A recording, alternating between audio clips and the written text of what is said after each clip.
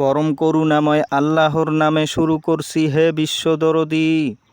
আজ আপনাদের সামনে আলোচনা করব যারা কেবলমাত্র অন্ধের মতো অন্যের কথার উপর নির্ভর করে চলে এবং নিজের বিবেককে কাজে লাগায় না, এমন ব্যক্তিগণ কখনো বিশ্বাসী হতে পারে না এবং তাদের ঘাড়ে দয়াময় আল্লাহ অপবিত্রতা ও জাবর চাপিয়ে দেন।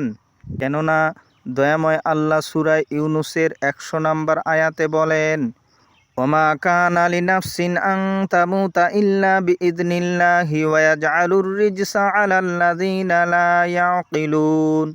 অর্থ, আল্লাহর বিনা অনুমতিতে কেউ ঈমান আনতে পারে না, আর যারা বিবেক বুদ্ধি খাটায় না আল্লাহ তাদের উপর গুমরাহি চাপিয়ে দেন।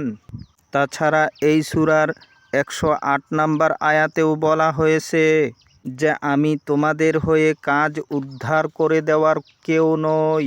হে দরদী, আপনি যদি বিবেককে কাজে না লাগান, আপনার মনুষ্যত্বকে জাগ্রত না করেন, তাহলে কখনো আল্লাহর সাহায্য কিংবা আল্লাহর হুকুম আসবে না, অথবা আল্লাহ আপনার কোনো কাজও উদ্ধার করে দেবে না। তাই অন্যের কথার উপর নির্ভর না করে অন্ধবিশ্বাস ছেড়ে দিয়ে আল্লাহর কোরআনকে নিজের জীবনে প্রয়োগ করুন এবং একটি আয়াত নিয়ে গবেষণা ও চিন্তা করুন। আল্লাহর আয়াত দিয়ে নিজের জীবন গড়ে তুলুন, কারণ দিন শেষে আপনার কর্মের হিসাব আপনাকেই দিতে হবে। আপনি তো আপনার সুখ দুঃখের কারণ, অন্য কেউ নয়। হে দরদী, ভিডিওটি যদি ভালো লাগে তাহলে প্রতিদিন নিয়মিত ভিডিও পাওয়ার জন্য আমার চ্যানেলটিকে সাবস্ক্রাইব করে নেবেন। আপনাদের একটি সাবস্ক্রাইব আমাকে সত্যের বাণী প্রচার করতে সাহায্য করবে এবং আমি নিজেকে ধন্য মনে করব।